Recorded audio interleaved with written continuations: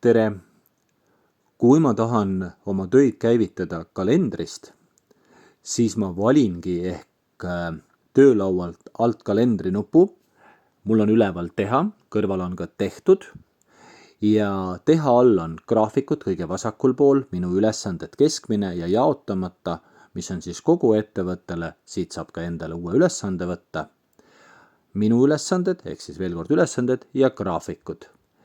Ja kui ma soovin siit tööd alustada nende parameetrite järgi või selle konkreetse ülesande järgi, siis igal sellel ülesandel on näha see roheline play nupukene kolmnurk, sama ka ülesannete puhul, mille pealt siis ka käivitada. Ja kalendris on näha ka need sinised täpid nendel päevadel, kus siis töö on mulle lisatud. Ja kui ma tahan tänast tööd alustada, vajutan ma sellele rohelisele play nupule ja mu töö algabki vastavalt siis nendele etteantud parameetritele. Ehk siis minu ülesanded on töölaual kalender, teha ja siis graafikud, ülesanded või siis jaotamata. Aitäh!